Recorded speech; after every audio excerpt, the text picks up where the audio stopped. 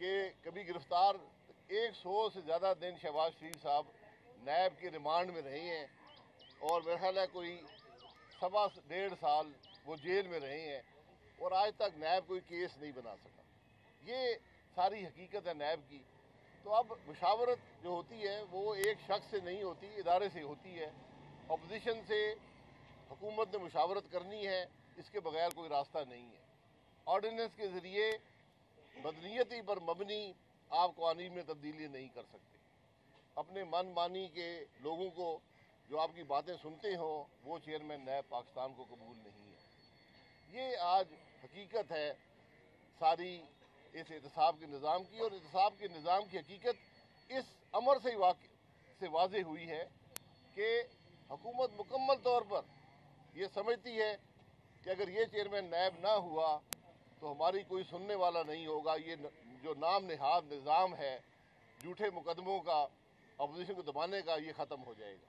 یہ ساری بات ہے، اس پر آج سارا پاکستان اڑا ہوا ہے. باقی جو ملک کی مہنگائی ہے وہ کسی سے چھپی نہیں، آپ سب جانتے ہیں. جو بے روزگاری ہے، جو ملک میں غربت بڑھتی جا رہی ہے، اور سب سے افسوس کی بات یہ ہے کہ ہمارا وزیر اعظم جو ہے اس ملک کا، وہ ہر ہفتے تقریر کرتا ہے اور آج تک اس نے کبھی مہنگائی کی بات نہیں کی، اس نے عوام کی تکلیف کی بات نہیں کی. جو انٹرویو دیتے ہیں وہاں پر ان کی سب سے بڑی تکلیف جو ان کو ہے کہ جو بائیڈن نے ٹیلی فون نہیں کیا. تو پورا ملک اب انتظار کر رہا ہے کہ جو بائیڈن ٹیلی فون کرے گا تو پھر حکومت چلے گی اور پھر کوئی معاملات ہم طے کریں گے. یہ بدنصیبی ہے پاکستان کی. جناب چیئرمین نیب کی آپ بات کر رہے ہیں، اگر وداؤٹ مشاورت کے وہ بن جاتے ہیں یا آرڈیننس کے ذریعے جاوید اقبال صاحب کو لے آتے ہیں تو کیا آپ لوگ اس کو چیلنج کریں گے؟ دوسرا یہ بتائیں کہ 3 سال میں چیئرمین نیب نے یا نیب نے اپوزیشن سے ریکوری کتنی کی ہے؟ دیکھیے، ریکوری تو صفر ہے، لیکن اسی عرصے میں براڈ شیٹ میں حکومت کے کوئی 8-10 ارب نکل گئے. یہ پرفارمنس ہے اس چیئرمین نیب کی. ایک شخص پر آپ کیسز دیکھ لیں. 5 سال میری حکومت رہی ہے. میں کہتا ہوں کوئی کرپشن کا کیس بنائے نا یار، بنا کے تو دکھائیں. یہاں پر بات حکومت کے ہر محکمے میں کرپشن کا سینکڑوں ارب کا کیس ہے، وہ چیئرمین نیب کو نظر نہیں آتا. تو ایسا ہی اندھا چیئرمین نیب اس حکومت کو چاہیے جس کو اس حکومت کی کرپشن نظر نہ آئے. خواجہ نوید صاحب آگے اب تو یہ معاملات ہیں ملک کے. اور جی بالکل، یہ اگر بدنیتی پر مبنی انہوں نے کوشش کی کہ اس اندھے چیئرمین نیب کو رکھا جائے تو انشاءاللہ سپریم کورٹ تک جائیں گے اور اس خرابی سے پاکستان کی جان چھڑائیں گے انشاءاللہ. اچھا یہ بتائیں کہ آپ کی جو مسلم لیگ نون ہے اس میں کچھ اختلافات سامنے آ رہے ہیں. میاں جاوید لطیف کو شو کاز نوٹس ہو گیا اور سننے میں آ رہا ہے کچھ لوگ آپ کا نام لے گئے، اگلا شو کاز نوٹس آپ کو آ رہا ہے. کیا ایسا کیا کیا آپ لوگوں نے؟ دیکھیں، شو کاز نوٹس کسی کو ایسے جاری نہیں ہوتے، دیکھا جاتا ہے کیا بات ہوئی ہے. تو اگر کوئی ایسی بات کی جائے جس سے کسی شخصیت پر یا کسی کے کنڈکٹ پر حرف آتا ہو تو یقیناً اس بندے کو جواب دہ ہونا پڑتا ہے. اختلاف رائے مسلم لیگ نون کا حسن ہے.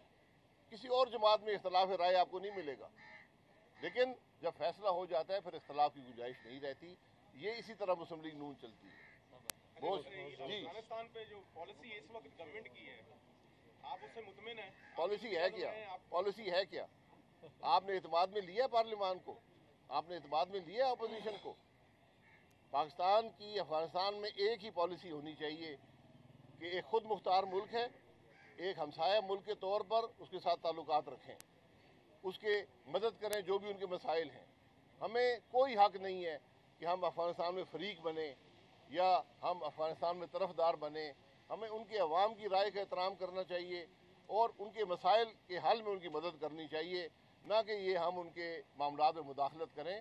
اس لیے ضروری ہے کہ جو بھی پالیسی حکومت کی ہے افغانستان کے بارے میں اس کو پارلیمان میں لایا جائے، کیونکہ اس کے گہرے اثرات ہیں. آج امریکہ کیا کہہ رہا ہے آپ کو کھل کر کہہ رہا ہے. امریکہ کی کانگریس کیا کہہ رہی ہے. آج کل جو یورپین یونین نے 46 نمبر جو قرارداد انہوں نے پاس کی ہے، ذرا اس کو پڑھ لیں. उन्होंने कहा है कि आपके अफ़गानिस्तान में जो मामलात हैं उसमें आप कैसे असरअंदाज हो रहे हैं, ये आपके GSP प्लस में असरअंदाज होगा। और GSP प्लस हमारी एक्सपोर्ट्स का एक बड़ा हिस्सा है। तो हमें ये बात का ख्याल रखना चाहिए कि जो हमारी अफगान पॉलिसी होगी पाकिस्तान पर असरअंदाज होगी। अच्छा, आप कह रहे हैं कि अफगान अवाम के राय का एहतराम करें, पाकिस्तानी अवाम के राय का एहतराम कौन करेगा? ये पेट्रोल महंगे से महंगा होता जा रहा है, हर तरफ तो महंगाई हो रही है, तो पाकिस्तानी अवाम का कौन ख्याल करेगा? पाकिस्तानी अवाम अपनी राय का इंशाल्लाह खुद एहतराम कराएंगे, वोट की चोरी को बंद करेंगे, इस मुल्क का निज़ाम आइन के मुताबिक चलेगा और इदारे अपने आइनी हदूद के अंदर रहकर काम करेंगे। ये पाकिस्तान की अवाम की राय का एहतराम है और यही तरक्की का वाहिद रास्ता है। हुकूमत ने तो कोई ऐसा जो इस वक्त भी है उसने तो कोई अवाम की राय का एहतराम नहीं किया। महंगाई है, फिर उसके अदालतों का मामला है, जज लगाए जा रहे हैं, फिर उसके ऊपर इलेक्शन कमीशन को भी उसके देखिए, इमरान खान ना अवाम की वोट से आया था, ना उसको परवाह है अवाम की वोट। वो तो झूठ बोलकर 2 नंबर चेयरमैन लगाकर आपको धोखा देकर वोट हासिल करना चाहता है। ये कभी इलेक्ट्रॉनिक वोटिंग आ जाती है, कभी फलाना निज़ाम आ जाता है। कभी महंगाई की बात की है इस हुकूमत के किसी वजीर ने? कभी अवाम की तकलीफ की बात की है? ये टैक्स फाइनल जो नया भी सिलसिला कल से शुरू हुआ है, कहा जा रहा है कि नॉन पायलट जो है उन पर मजीद टैक्स लगाए जाएंगे। पहले ही अवाम टैक्स पे इतनी पिसी हुई है और ये जो नई सूरत हाल हो रही है, इससे आप क्या समझते हैं अवाम के ऊपर असर पड़ेगा? देखिए, जो भी आप गलत कानून बनाएंगे इससे सिर्फ करप्शन बढ़ेगी। आपने इस हुकूमत ने खुद नॉन फाइलर की एक कैटेगरी मुकर्रर की हुई है। आज आप उन्हीं से कह रहे हैं कि आप वो टैक्स देते रहे हैं जो भी आपने उन पर लगाया है। तो इस बात को बड़ी सोच समझ कर करना पड़ेगा।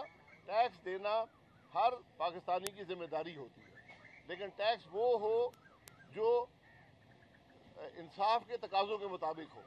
आप इनडायरेक्ट टैक्सेशन भी कर रहे हैं, आप डायरेक्ट टैक्सेशन भी कर रहे हैं, तो पाकिस्तान के अवाम कितना टैक्स अदा करेंगे?